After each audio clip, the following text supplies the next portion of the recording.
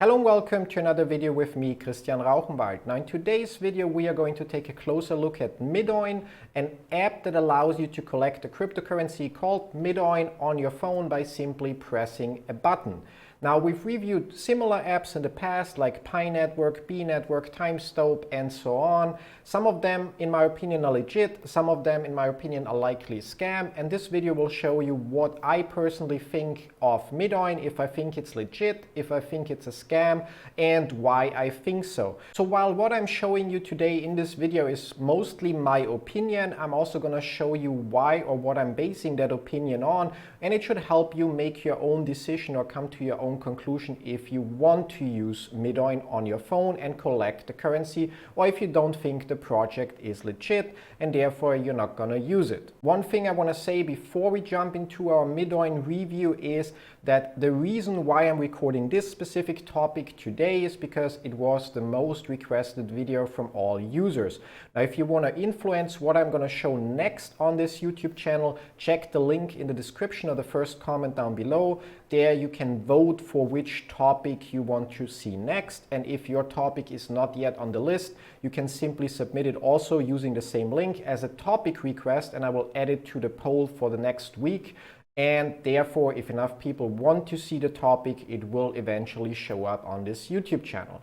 Now with that, let's jump into Midoin. One of the most important facts about Midoin, in my opinion, and that's very relevant in this review, can be found on the Apple App Store page of Midoin and or the Google Play Store page. And so I'm going to share my screen with you guys so you see what I'm talking about. When we look at the Midoin app, one thing we notice first is that it only has 300 reviews so far, which would indicate that the app is likely quite new. However, when we look at the release history, so the versions history, we can actually see that the first version of the app was uploaded to the App Store in 2018, which means the app is already 3.5 years on the market. And that's very, very crucial when we talk about if this is a legit cryptocurrency or not. Now there are a few other aspects that are relevant for reviewing and deciding if Midoin is legit and worth your time or not that we can find on the App Store page. So we're going to look a little bit further. In the app privacy section of the Midoin application on the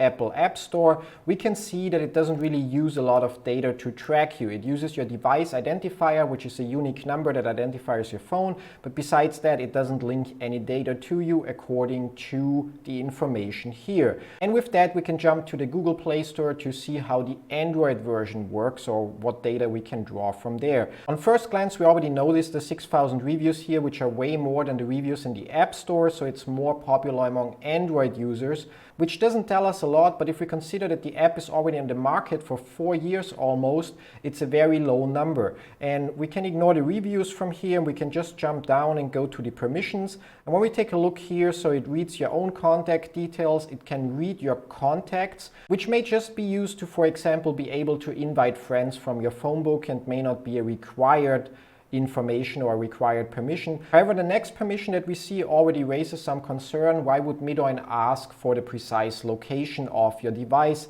It's really not relevant. If at all, they could use the phone number of your device to determine maybe which country you are in, to have some kind of statistic in which country the app is popular, but I don't really see why they would need the precise location of your device. Now it goes on and on with like phone status and access to media files, which makes sense if you have an option to, for example, upload a profile picture, access to storage, similar thing, access to the camera, similar thing, Wi-Fi connection information. Not really relevant in my opinion, but maybe it's needed to build a connection, device ID, and some basic other stuff like setting reminders, checking licenses, and so on. So basically, the only thing that I'm wondering about is the location, but besides that, the permissions seem in order. Last but not least, what I missed on first glance is that we can see, although the app again is on the market already for 3.5 years, it only has 100,000 plus installs. Now if we compare those 100,000 plus installations with Pi Network or B Network, who both in shorter time frames reached millions of users, we can already see that there is likely something off with the app, that it doesn't attract that many users in the first place. And especially if we consider that only now, while Pi Network, B Network, Spotter Network, and all the other apps that are similar get more traction, I suddenly get requests about reviewing Midoin, whereas the app already is so long on the market that it shouldn't be too hard to find enough information if it's legit or not. Anyway, it's too early to draw a conclusion here based on the information we have so far, so we're going to jump on the Midoin website and there take a look at what we can find. Now personally, I like that clean landing page that simply says money reinvented and the download links, and once you start scrolling, you see that you can mine Midoins as simple as tapping a button, so no special knowledge required. It sounds on first glance like it's the same as with Pi or B Network, where you have to press a button once per day, but the idea behind Midoin is actually different, which I'm going to talk about once we take a look at the app itself. Now when we continue scrolling, we can see that we can send Midoins, which is a difference between other projects that are not allowing transfers until we reach phase 3, or like in case of Pi Network, where there are only a few IAT users that can already transfer coins based on their functionality being activated for them in an earlier test. But according to the website, we can see that Midoin already allows you to send your coins, which means you can use them. If somebody is willing to accept Midoin, you can use your coins to pay or give them away or whatever, which obviously sounds like a huge plus. You are able to use the coins, but we'll have to take a closer look at the rest and especially at the app itself before we come to our final conclusion. Now back on the website, when we scroll, we can see built for the community. So there's a Midoin community where you can apparently send messages and stuff like that. And it mentions that it's eco-friendly, so it doesn't use an enormous amount of electricity. I assume with this part they refer to Bitcoin mining or Ethereum mining, where you need either specific hardware like ASIC miners, or for Ethereum you would use your GPU, which consumes quite a lot of electricity and obviously is therefore not really eco-friendly. However, the reason why apps like Midoin, Pi Network, B Network and so on are actually eco-friendly is because they cannot mine on your mobile phone. If an app were to actually mine cryptocurrency on your phone, it would never get approved in the App Store and also not in the Google Play Store. So if there would be a mining app that really mines on your phone's hardware, it would only be available for Android and only if you download the application package as APK file directly onto your phone, but you would never find a real mining app on the App or Google Play Store. So in other words, just like Pi and B Network, where you push a button once per day to get coins credited, also with Midoin there is no real mining going on. So while it may be called mining, what actually happens is you push a button in the app and then you get coins credited that come from somewhere. Either those coins already exist, or it's kind of like a pre-allocation and they will be created at some point. We'll have to dig deeper to find out how it works with Midoin specifically. Back to the website, we continue and see that it's privacy-centric, which kinda is a little bit ironic if you consider that the Android app also gathers your precise location, but we're going to ignore it for now. And with that, we reach the bottom. Now we can see there are a few links here about FAQ, blog, privacy and terms, and we're going to open all of them and take a closer look. When we look at the About page, that's actually something I really like about Midoin compared to most of the other platforms that I've reviewed on this channel so far. You can actually find the company information behind Midoin, including the registration number and the capital that they invested or required to set up the company. So unlike with projects like Pi and B Network, we actually know who's behind the project without digging into certain company registries and so on. And it appears that Midoin is created by a company in Greece within Europe, which in my opinion is a good sign because the data protection regulations and laws within Europe are quite strict, and the fact that the application or the company behind the application provides that information not just hidden somewhere but publicly makes it likely that they don't do anything shady with your data. Now let's move on and jump to the FAQ section, where we cannot find a lot of things. One would expect that after almost 4 years of having the app up and running, that there would be more FAQ entries other than how do I start, what is Midoin, what can I do, and what is the value. And the information there is actually quite basic. It says that Midoin is a new cryptocurrency that should be fun, fast, and easy. It mentions that the supply of Midoin is limited to 26 million, and every minute 1 Midoin is produced and then distributed among all the users that mined during that minute. Now, how do you start? You simply download the app and then push buttons. And what can you do? pretty much everything, because you can already send Midoins to other Midoin users if they accept it in exchange for whatever. And what is the value of Midoin? That depends, because there is no fixed value. So if somebody is willing to sell a Ferrari for 1 million Midoin and you're willing to pay it, then that would be the value. Or if they're willing to do the same for 500,000, that would be the value. However, again, if we look at the FAQ of B Network or Pi Network, they all already contain way more information, although the apps are not as old as Midoin is, which is kind of a sad sign, because I think there are a lot of questions that users might have that are not covered here. And either the users ask them somewhere else and get the answers, which is great, or they ask them and don't get the answers and then likely give up on the application. Now let's move on to the next part, which is the blog. And I'm going to say with the blog, I actually expect a lot of content because the app is already 4 years old. However, I checked it already before recording this video. When we go to the blog, you can see that it's an empty page, which in my opinion is really a sad sign. If you set up a blog, then you should have at least some content there. If you have no content, then simply hide the blog from your navigation.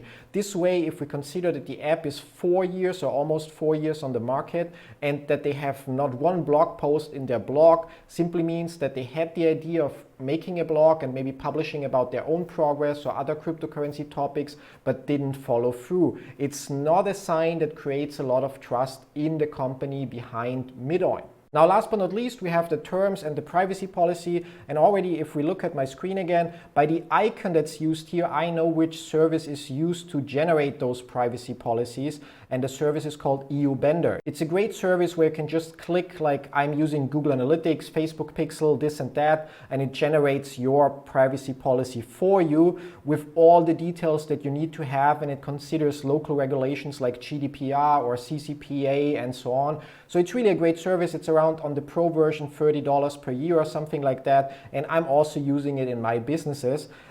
It's a good sign that they actually spend some money to make sure they have a proper privacy policy. One downside of privacy policy generators like this, however, in my opinion, is that sometimes companies just click which services they are using, but they don't then read their own privacy policy that got generated and are not aware what they are allowed to do with the data of the users and whatnot. However, as mentioned before, the company behind Midoin is registered in Greece, so they are within Europe, GDPR applies. They have a proper privacy policy, unlike other projects we recently reviewed, so I'm not going to accuse them of not honoring or doing what it says in that policy. Just wanted to point out that I noticed that they used a generator for that, which is the smart thing to do, because paying a lawyer to write your privacy policy can cost you thousands of dollars, and likely within 6 months you will have to pay him again to update it, whereas EU Bender is a small yearly fee and you always have your privacy policy up to date, assuming that you configured your EU Bender account properly. Now let's move on. We go to the terms of service, and there we can also see,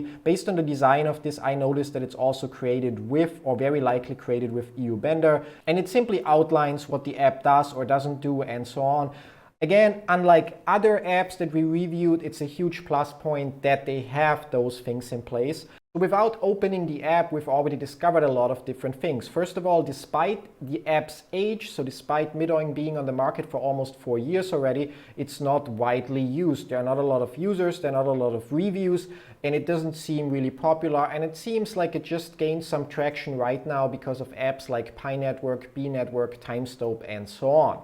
Now, in addition to that, looking at the website, there are some pros, like them having a proper privacy policy and terms of service, as well as providing the company information, which for other projects I usually had to dig up. On the other hand, there are also discouraging aspects, like that there is a blog page that is literally empty. And now with that, we can actually move on to the Midoin mobile application, which I'm going to put up here as usual. I have it installed on my iPhone, but for this video I also installed it on my Android emulator using BlueStacks.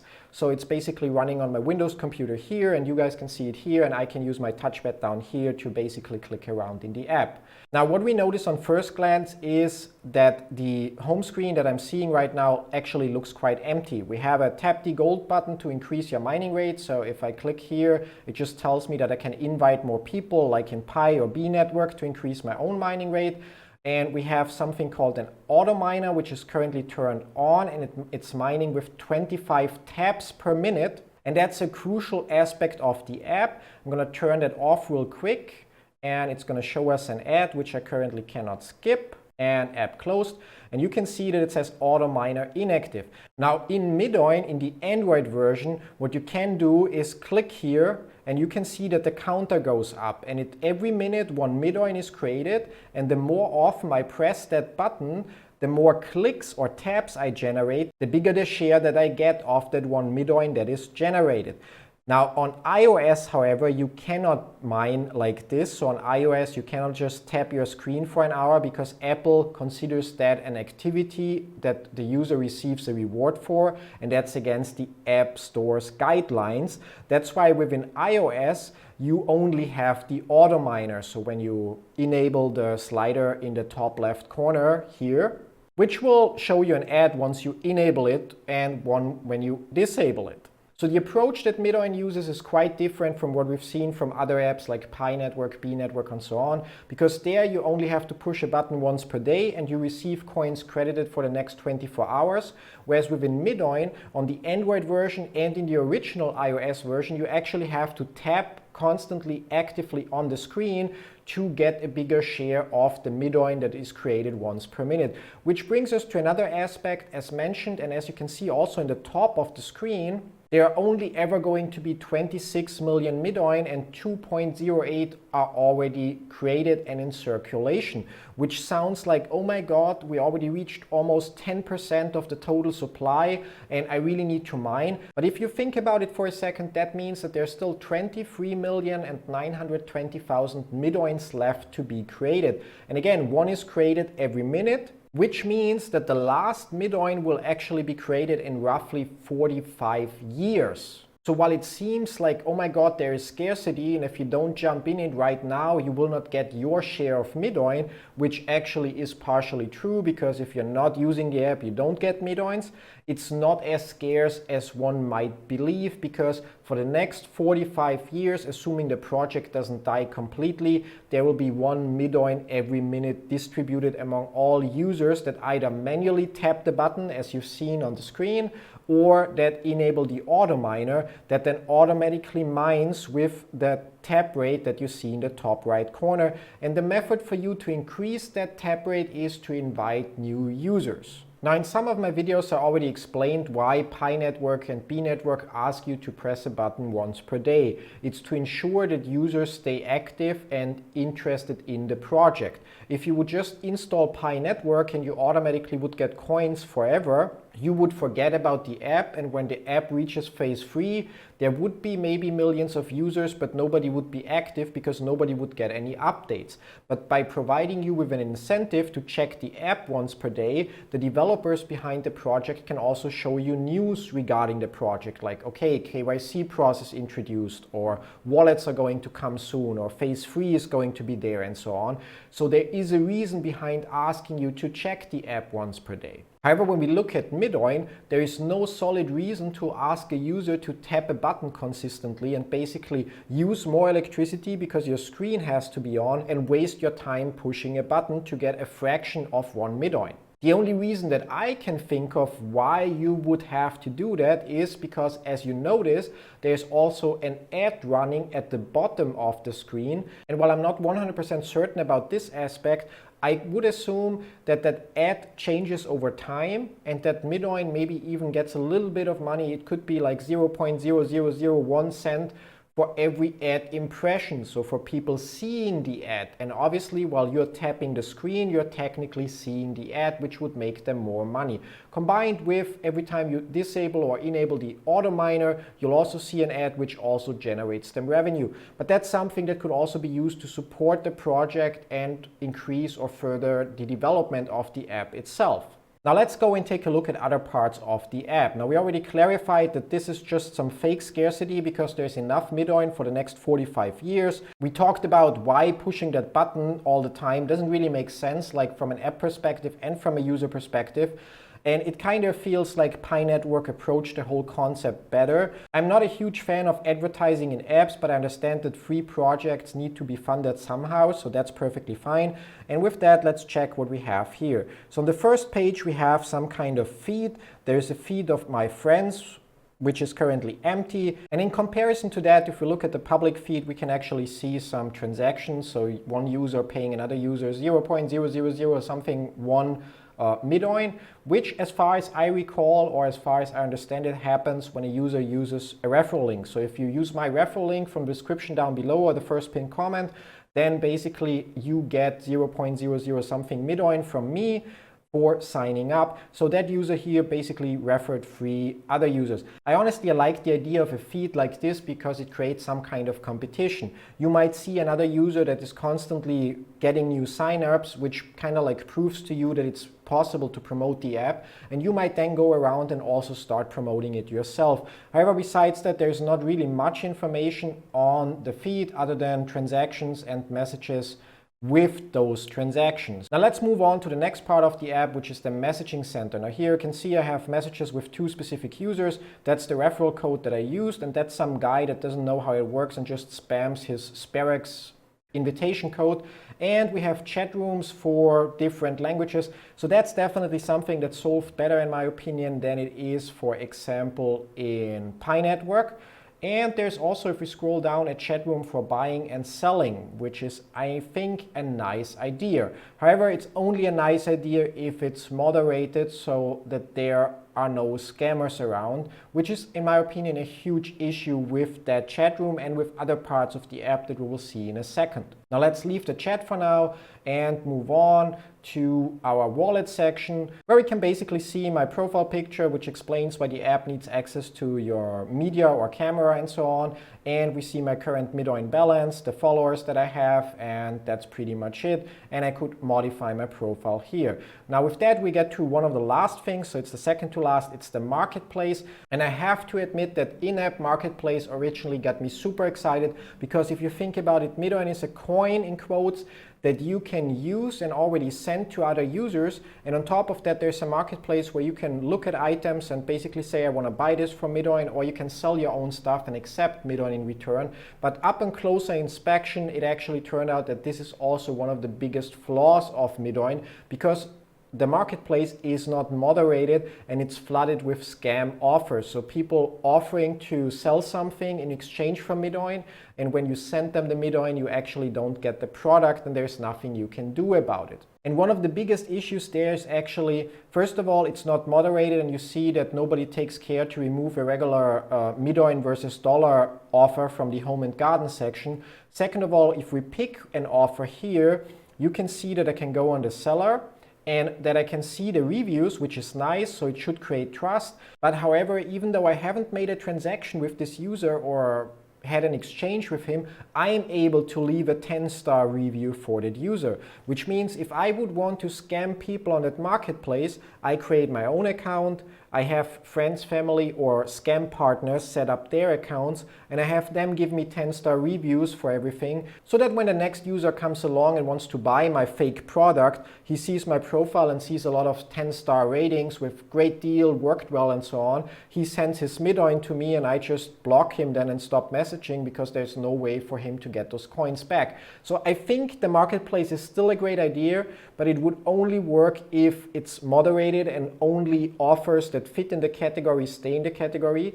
If you could only leave reviews for users that you actually made a transaction with, and maybe if they would create some kind of escrow model where a trusted and verified user gets the Midoin and only releases them to the seller once the delivery of the product or service has been confirmed. However, if the app were new, so if Midoin would have just launched 1 or 2 months ago, I would say I have great hopes that this will happen and it's a great idea. However, considering that the app is already in the market for almost 4 years, I don't see that ever happening. I see there are a bunch of Midoin users that are quite active and keep collecting their Midoin, and probably also a lot of them scamming other users on the marketplace. But overall, the app never got real traction, and I think the lack of moderation is one of the reasons for that. But there are other reasons if we look further.